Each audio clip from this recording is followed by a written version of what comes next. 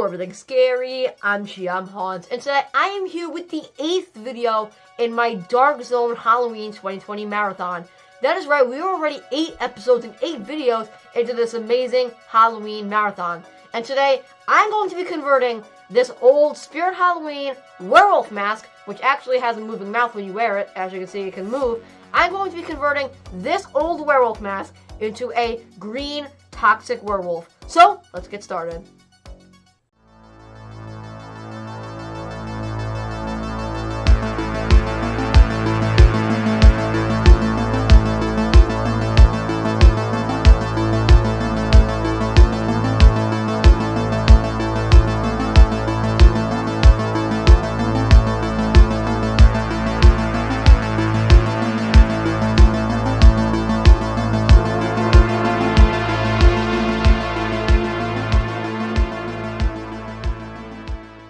So, like I said, I got this werewolf mask from Spirit Halloween a couple years ago, and I actually haven't worn it. I bought it, but now I am not wearing it, so I decided, why not put it to good use and actually rehaul it and paint it into a different werewolf. I really like toxic things, which is why I did another video series making a toxic zombie prop. Definitely go check that out. So today, I wanted to paint this into a toxic werewolf. So like I showed you in the beginning, when you put this on, it does have a moving mouth. As you can see, it can open up, and it is actually a really cool mask because it's foam all around, and then it has this hair, and it is a full overhead mask, as you can see. I'm going to be painting this with various different colors and types of paint, and then I might even dye the hair with spray-on paint. I don't know yet. I'll do that outside. But I'm going to show you guys all my materials so you can see what I'm going to be using to paint this if you want to do it on your own mask. So, let me show you the materials. So, for the materials I have in this project, obviously I have the mask, which is right there. The first thing I have here is some lime green spray-on hairspray. Obviously, I can't do this in the house, but if I do decide on spraying the hair, I will use this. Next to that, I have another hairspray, which is just, it doesn't look like it, but it's a darker green, which again, I might use to dye the hair.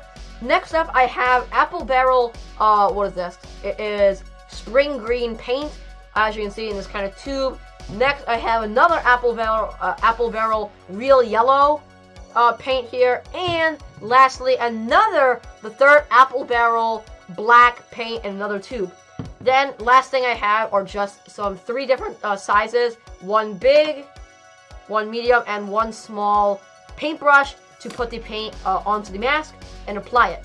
So that is all the materials I'm going to be using for this project. And again, mask is right there. I'm going to be using this and only this to create my brand new toxic werewolf mask. So the next thing you're going to see, I'm going to start painting this guy in my room over a cover. The next thing you're going to see is me painting him, and I'm going to start off by painting the teeth. So, let's start painting.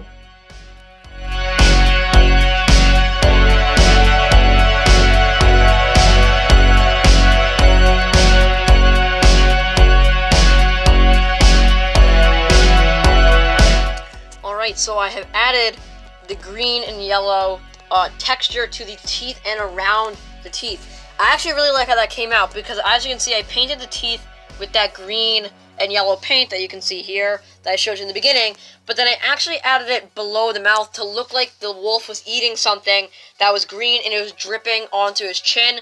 And you see it looks all messy that it was dripping, and then at the top it looks like he was eating something that started dripping all over his mouth. And I think that I really like how that came out, especially if you look at it from far away, where it looks like he bit into something and it was dripping all over his mouth with that green and yellow texture. So I really like that. I'm definitely going to add some blood to the teeth in this whole area, but once this dries. But yeah, I do really like it because I think it also looks kind of sticky and gross and looks like a wolf's saliva. And I really like that so far. And so that's only the first paint job I've added to this mask, but I am already really liking it. So I think I might wait for this area to dry so I can add some blood to it. And I also might start texturing the skin, the brown skin at the top. So I'm going to start doing that. Alright, so it is a little while later. As you can see, it got a little bit darker. And as you can see, the paint has started to dry. I just touched the teeth. And as you can see, it is not getting on my finger. So it is dry in some spots, which means I'm going to start putting some of the blood onto just the teeth area because the other part isn't dry yet. But I'm going to start putting blood on the teeth, so we'll see what that looks like, and then I'll start putting some other paint on the skin and texturing it. So, let's start to put the blood on the teeth.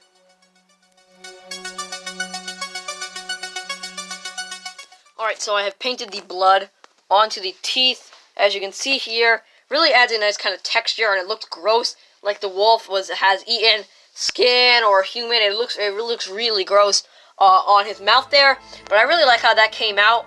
By the way, the purple light is not paint, it's a light over there. But yeah, I really like how this came out, and now I'm going to start texturing the top of the skin here. So, let's start that.